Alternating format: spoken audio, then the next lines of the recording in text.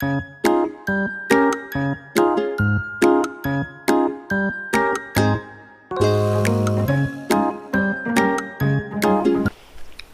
मित्रांनो, मागच्या तासामध्ये एका व्हिडिओच्या माध्यमातून आपण समासामधील तत्पुरुष समास जो आहे तर त्याचा आढावा घेतला होता. आज या व्हिडिओमध्ये आपल्याला तत्पुरुष समासाचाच उपप्रकार जो मानला जातो, एक भेद मानला जातो, तो म्हणजे कर्मधारय समास याचा आढावा घ्यायचा आहे. एक गोष्ट लक्षात ठेवा की उपभेद म्हणून किंवा भेद म्हणून या ठिकाणी तत्पुरुष समासाचा प्रकार हा कर्मधारय मानला जातो, पण सर्वसाधारण जे समासाचे प्रकार आहेत त्याच्यामध्ये रचनेच्या दृष्टिकोनातून हा प्रकार स्वतंत्र असल्यामुळं त्याला स्वतंत्र प्रकार सुद्धा मानलं जातं.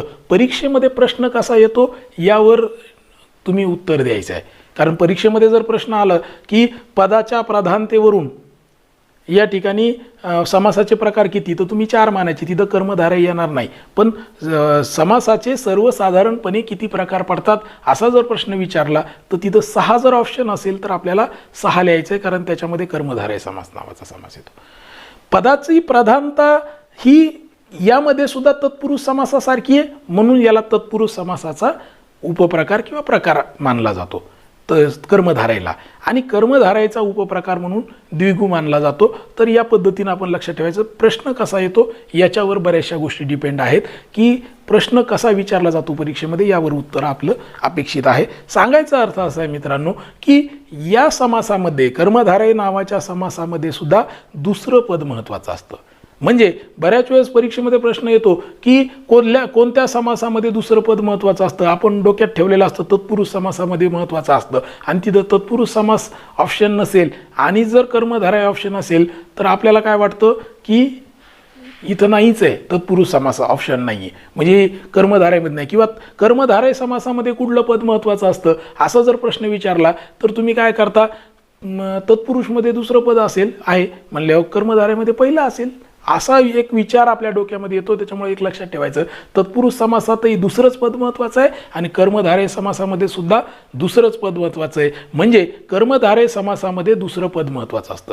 दुसरा आणखीन एक वैशिष्ट्य कर्मधारय समासाचं असं आहे की कर्मधारय समासाची जी संरचना आहे, रचना आहे, तर ती स्वतंत्र आहे.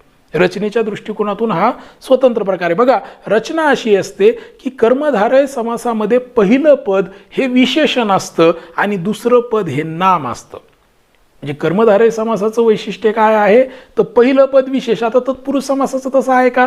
नाही. तत्पुरुष समास हा विभक्ती आधारित समास आहे. द्वंद्व समासामध्ये दोन्ही पद सारखी महत्त्वाची असतात. इथं कर्मधारय समास हे स्वतंत्र वैशिष्ट्य घेऊन आलेलं आहे की त्याचं विशेष हा आहे की कर्मधारय समासातलं पहिलं पद नेहमी काय असतं तर ते विशेषण असतं, आणि दुसरं पद जे असतं तर ते काय असतं, नाम असतं. आणि या दोन पदातला संबंध हा विशेषण विशेष्य असा असतो, ज्याला उपमान उपमेय असं म्हणतो आपण, किंवा विशेषण विशेष्य. तर असा संबंध दोन या पदामध्ये असतो. तर ही गोष्ट आपण या ठिकाणी लक्षात ठेवली पाहिजे की कर्मधारय समास आहे तर त्याची रचना कशी आहे तर विशेषण विशेष्य. आता विशेषण विषय दिसलं की लगेच कर्मधारय समास म्हणून आपण लिहून टाकायचं, ही सुद्धा चूक करायची नाही. कारण कर्मधारय समासामध्ये प्रत्येकच पद विशेषण विशेष्य आलं किंवा विशेषण आणि नाम आलं की ते कर्मधारयचंच 100% उदाहरण असेल असं नाही आहे. तुम्हाला नेहमी सांगत आलेलं आहे की समासामध्ये समास शोधत असताना वाक्यात त्या सामासिक शब्दाचा काय उपयोग आलेला आहे त्याच्यावरून एक तर ते शोधलं पाहिजे, किंवा त्याचा विग्रह जर दिलेला असेल तर त्या विग्रहावरून त्याचा समास शोधला पाहिजे. फक्त लक्षणावरून समास जर शोधायला गेलो तर मग आपण नापास होण्याची जास्त शक्यता आहे. त्याच्यामुळे एक लक्षात ठेवा की जरी याचं वैशिष्ट्य असलं, एक लक्षात ठेवायचं की समजा जर बहुब्रीही समास हे त्याच्यामध्ये ऑप्शन असेल, बऱ्याच वेळेस काय होतं की विशेषण आणि नाम याला जोडून पद आलं की आपल्याला वाटतं की कर्मधारय आहे. की उदाहरण एक आपण घेऊया कर्मधारय समासाचं की नीलकंठ. आता नीलकंठ म्हणजे काय, निळा कंठ, बरोबर आहे. नील म्हणजे निळा आणि कंठ म्हणजे काय, गळा. निळा गळा, निळ्या गळ्याला आपण नीलकंठ म्हणू.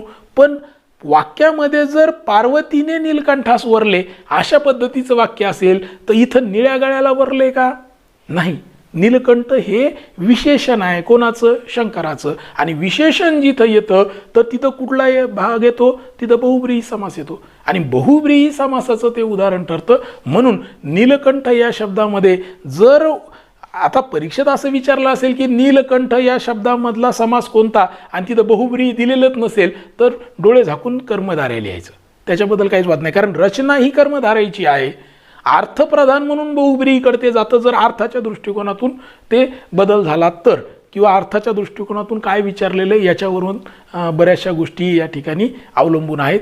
सांगायचा अर्थ असा आहे की कर्मधारय जो समास आहे त्याच्यामध्ये पहिलं पद विशेषण असतं, दुसरं पद नाम असतं. त्या दोघांचा संबंध विशेषण विशेष्य असा असतो. त्याच्यानंतर कर्मधारय समासामध्ये दुसरं पद महत्त्वाचं असतं. हा एक मुद्दा बघितला. आणखीन एक मुद्दा बघूया, तो म्हणजे कर्मधारय समासामध्ये दोन्हीही पद एकाच विभक्तीमध्ये म्हणजे प्रथमा विभक्तीत असतात. दोनही पद. आता भरपूर असे समासाचे उदाहरण आहेत की ज्याच्यामध्ये पहिलं पद आणि दुसरं पद दोन्ही प्रथमा विभक्तीत असतील असं नाही. इथं मात्र दोनही पद ही प्रथमा विभक्तीत असतात, म्हणजे प्रथमेमध्येच दोन्ही पद असतात. तर त्याचं उदाहरण बघा की आपण समजा घन नील. आता घन जे आहे ते प्रथम येत आहे नील. तर घन नील म्हणजे काय? तर घनासारखा निळा असा त्याचं काय होईल, किंवा घन असा नील, बरोबर. या अर्थानं तर घनासारखा निळा, घन नील जो मेघासारखा आहे, निळा ज्याचा रंग आहे, तर या पद्धतीनं तर हे जे आहे तर असं एक उदाहरण होऊ शकतं. किंवा बघा रक्त चंदन, तर रक्तासारखे चंदन म्हणजे रक्तचंदन. तर इथं रक्त आणि चंदन हे दोन्ही शब्द जे आहेत ते प्रथम विभक्तीत आलेले आहेत. घन नीलमध्ये घन आणि नील हे दोन्ही पद जे आहेत ते प्रथम विभक्तीत आलेले. मग आपण कर्मधारय याची व्याख्या करताना असं म्हणतो की ज्या समासातील दोन्ही पद एकाच विभक्तीत म्हणजेच प्रथमा विभक्तीत असतात, ज्या समासातील दुसरं पद हे महत्त्वाचं असून ज्या समासातील पहिले पद विशेषण आणि दुसरे पद नाम म्हणून येते, त्या ठिकाणी कोणता समास होतो? तर कर्मधारय नावाचा समास होतो. म्हणजे तीन गोष्टी असतात कर्मधारय समासामध्ये. दोन्ही पद प्रथमा विभक्तीमध्ये असतात, पहिलं पद हे विशेषण आणि दुसरं पद नाम असतं, याच्यातला दोघाचा संबंध विशेषण विशेष्य असा असतो, आणि अर्थदृष्ट्या दुसरं पद हे महत्त्वाचं असतं. तर त्या ठिकाणी होणाऱ्या समासाला काय म्हणतो आपण? तर कर्मधारय नावाचा समास होतो. फक्त एक लक्षात ठेवायचं की विशेषण विशेष्य जरी असलं किंवा विशेषण आणि नाम जरी येत असेल तर त्या दोहोचा मिळून तयार झालेला सामासिक शब्द हा विशेषण बनता कामा नये. तर त्या दोघातला संबंध विशेषण विशेष्य असाच राहायला पाहिजे. दोघांचा मिळून सामासिक शब्द विशेषण बनू नये. म्हणजे सामासिक शब्द विशेषण बनू नये म्हणजे काय? जसं की नीलकंठ हे शंकराचं विशेषण बनलं. पितांबर शब्द आहे, तर पीत आणि अंबर, पीत म्हणजे पिवळे, अंबर म्हणजे वस्त्र. पिवळ्या वस्त्राला आपण पितांबर म्हणतो, पण पितांबर जर विष्णूचं विशेषण बनत असेल तर तिथं मात्र या ठिकाणी समुद्राने पितांबरास आपली कन्या दिली. तर याच्यामध्ये काय झालेलं आहे?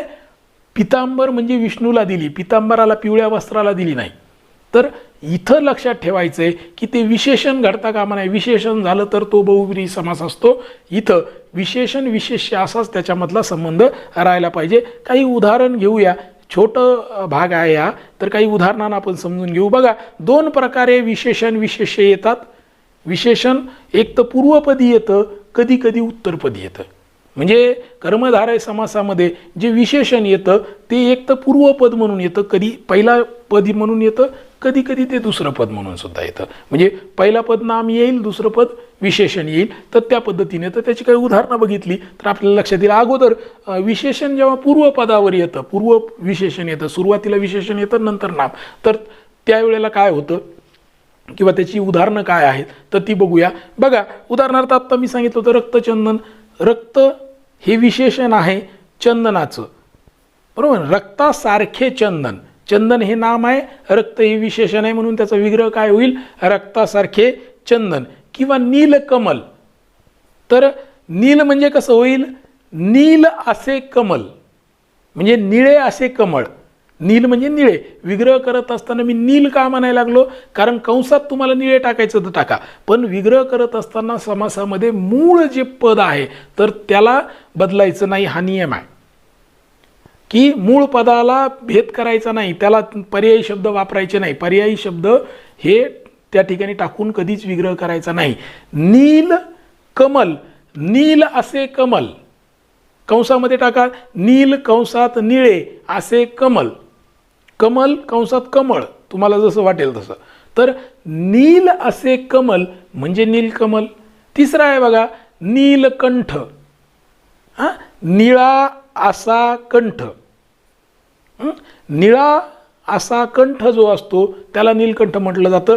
तो जर नीलकंठ शंकर या अर्थाने असेल तर तो कर्मधारायचं उदाहरण नाही, ते बहुब्रीही समासाचं उदाहरण आहे. म्हणून निळा असा कंठ एवढाच जर अर्थ असेल, म्हणजे असं एक आलं की निळा असा कंठ म्हणजे नीलकंठ, या सामासिक शब्दामध्ये कुठला समास आहे तर तुम्ही कर्मधारय समास लिहायचा. तर या अर्थानं नीलकंठ असेल. पितांबर, पीत असे अंबर, पीत कंसामध्ये पिवळे असे अंबर कंसामध्ये वस्त्र.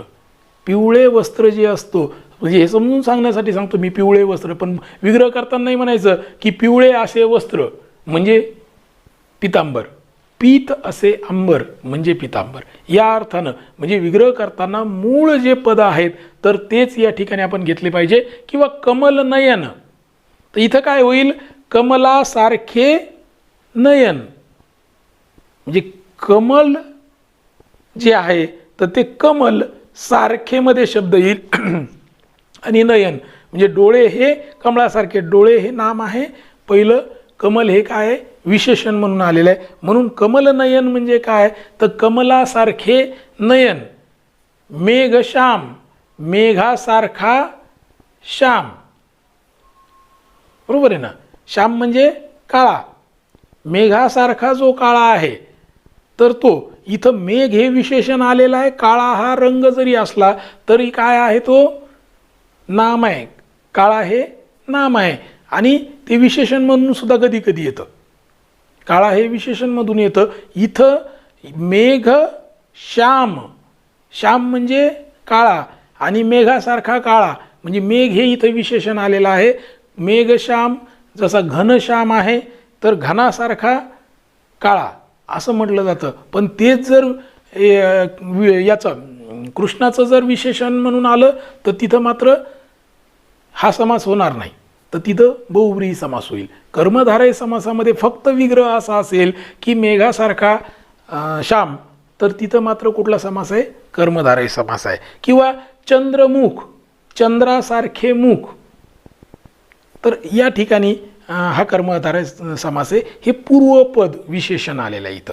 आता उत्तरपद सुद्धा विशेषण येतं बऱ्याच वेळेस. उदाहरणार्थ बघा पुरुषोत्तम, पुरुष उत्तम. आता पुरुष हे काय नाम आहे आणि उत्तम काय विशेषण आहे, म्हणजे विशेषण नंतर आलेलं आहे, नामाच्या नंतर विशेषण. एक विशेषण आणि एक नाम आहे, त्याच्या दोघांमध्ये विशेषण विशेष संबंध आहे. त्याच्यामुळं या ठिकाणी काय महत्त्वाचं इथं कर्मधारय समास आहे हे कळालं.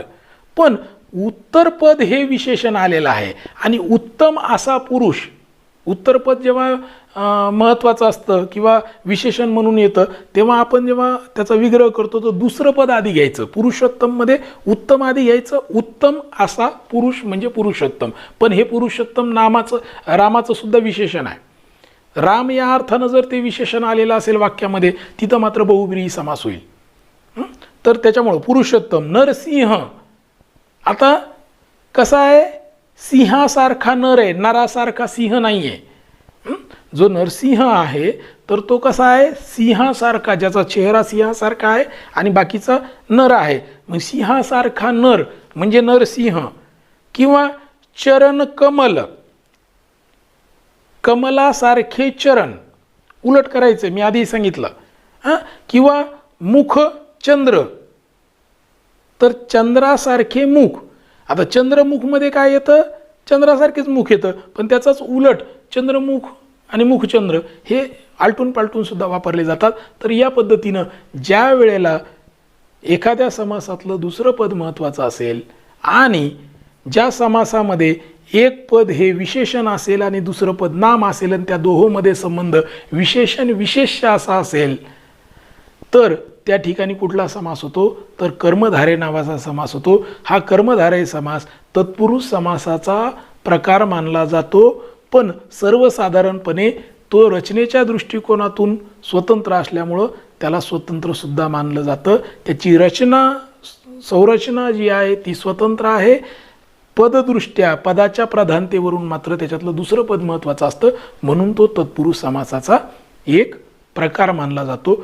तर मला वाटतं की कर्मधारय समासाच्या बाबत आता काही तुमच्या मनामध्ये काही शंका नसावी. तर या ठिकाणी आपण या व्हिडिओमध्ये थांबूया. पुन्हा भेटूया पुढच्या व्हिडिओमध्ये समासाचा पुढचा प्रकार घेऊन. तोपर्यंत नमस्कार.